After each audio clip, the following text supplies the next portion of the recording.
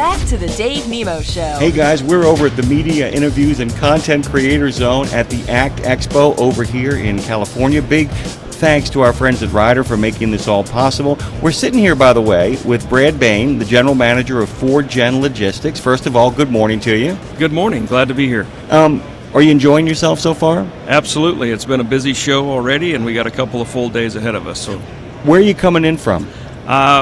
I'm based out of Phoenix, but the company we're talking about today is a California-based drayage company. So that's not a bad jump, by the way, though. I mean, I haven't made that trip from Los Angeles. We live over in Santa Clarita. I make that jump all the time. It's one of my favorite trips because you go up, you level out, you come down, and you're where you need to be. Yep. And the weather is kind of similar. You guys are a little bit more of a confectionery oven. This thing actually has wind that moves through it occasionally, and there are places where it gets a little bit cooler. Talk to me a little bit about 4Gen Logistics, would you? Yeah, 4Gen Logistics, once again, is a California-based drayage company, so we're working the ports of LA and Long Beach with a hub out in Rialto. And we're currently running 79 zero-emission trucks, 64 of which are battery electric and 15 hydrogen fuel cell. So there's going to be a lot of challenges about that too, because you guys you're well along your way. Let's go back to a little bit earlier, the idea of moving towards fleet electrification, because that's a lot of equipment you have now moving. It didn't happen overnight, did it? And this was a lot of, even before anything starts rolling or arrives, the planning must have been intense, correct? Yeah, absolutely. This journey for us has been over 5 years, with the core of it taking 3 years to complete.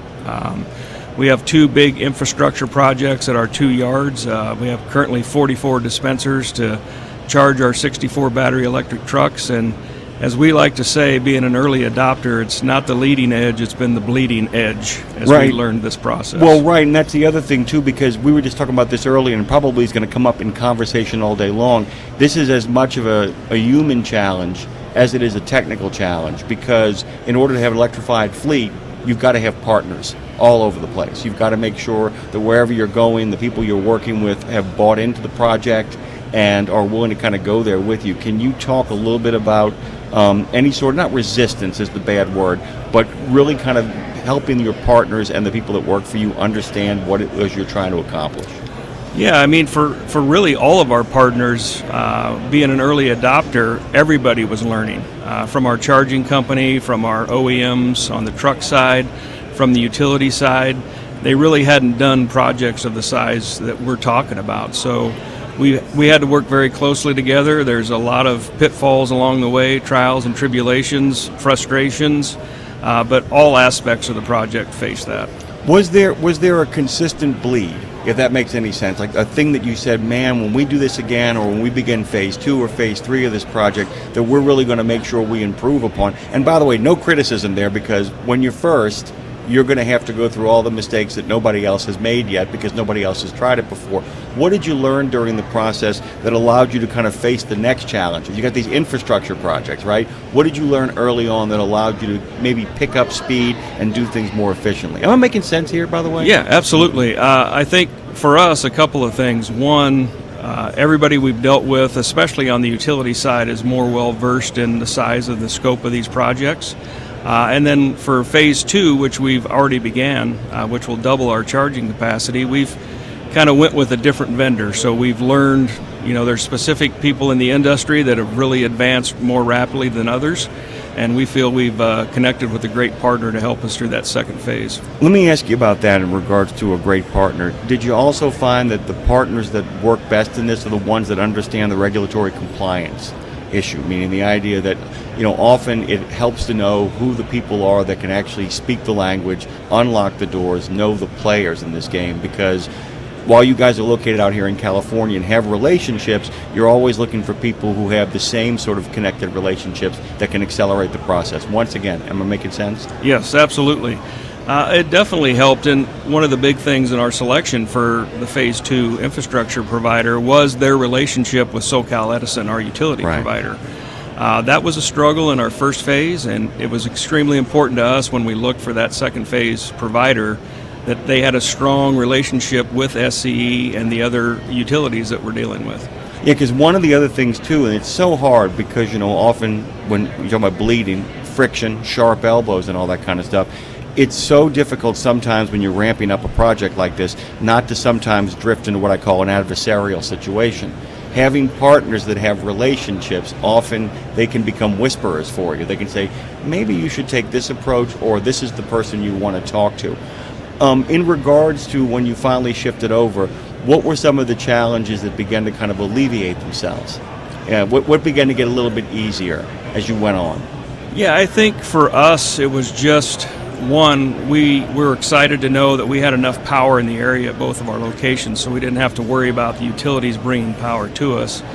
But with that being said, I think just the design phase, which we're currently going through right now for phase 2, we learned so much from phase 1 about we're doing this phase 2 on the same property, so we know the little pitfalls of each property and what we're going to get into. We have a contaminated site in Rialto, so we had overruns of over $100,000 because we had to dispose of that soil a certain way when we were putting the infrastructure in. So we really focused on that. So I think we're much better prepared this time on the design aspect, and it's going a lot quicker and a lot smoother. And we're talking with Brad Bayne, by the way, this morning, General Manager at Ford Gen Logistics, and in particular about Phase 2 as they move on to some infrastructure challenges. There's no way to ask this question other than the goofiest way. We often talk about the importance to the environment, we talk about profitability, we talk about productivity. One of the ways we get to the future faster is not by telling people it's good for you, eat your broccoli. What is fun for you about all this? There's some exciting stuff, some really neat stuff that you guys are developing and building and putting together. What really excites you about these projects? What's cool? Yeah, to me it's all cool. I had no idea that I would be part of this journey 4 years ago when I decided to come on board with the company. But every piece that we went through, dealing with the OEMs, we never partnered with Volvo before on the diesel side, so we've built a great new relationship with Volvo for our battery electrics. And then really the fun part for me was getting our drivers involved in which trucks we were selecting and just seeing them adapt. That's the big buy-in, right? That is, people don't realize that. I'm so glad that Brad has brought this up because, we talk to so many drivers out there on the road on a regular basis. When they feel included in the process, when the people that actually sit in those machines feel like I did that, I was part of what made this all work and come together, it's the kind of buy-in because they're your ambassadors. They're the ones spreading the word to their friends and neighbors and telling them about the next cool thing, and they get you on board.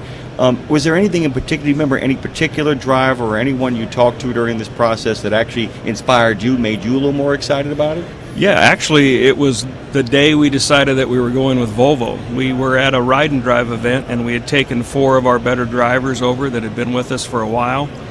And just to see them get to drive all the different technology that was available and the recap that we had after, because I was very specific. I said, I want to know about getting in and out of the truck, how it drives, is it smooth, what do you like about it, what you don't like about it. And we kind of did that recap after it was over, and just to see the energy and excitement in their face got me even more excited that we were, taking the right path. Is there any better thing than looking at other human beings and realizing you've made the right decision? Doing a math problem and getting the answer right, that's a great feeling. But explaining something or seeing what you actually put in motion through the eyes of another human being who appreciates or enjoys it, it's the biggest payoff there is, isn't it? Absolutely. And that's been, once again, one of the great joys of this whole project is just getting the team involved, keeping them involved, and watching us progress with this new technology. Okay, we got time for just about 1 minute and a half question. What are you going to do for fun out here now that you're out here? Well, I have a lot of things going on, a lot of meetings already planned. I think the cool thing for me and our group is being an early adopter. I have fleets from all over the country reaching out. I just had a meeting this morning, and a utility in New York City wants to get me involved in trying to build momentum in New York. So that part's been good, and we're going to look at some hydrogen stuff while we're here since we're in that realm now, and just continue to make some more relationships. I'll give you the fancy pants term, which is proprietary intellectual understanding. We will go with the better term, which is I know cool stuff. Absolutely. Brad Bayne has joined us this morning. He is the general manager for Ford Gen Logistics. He's over here at the ACT Expo in Anaheim, California, over at the conference center. Hey guys, we're at the Media Interviews and Content Creator Zones. Go to radionemo.com. We're on channel 146. Subscribe to our website, subscribe to our YouTube channel. Maybe we'll get this content up there sooner rather than later. Brad, Thanks for making the time. Absolutely. Thanks for having me. We'll be right back after these messages.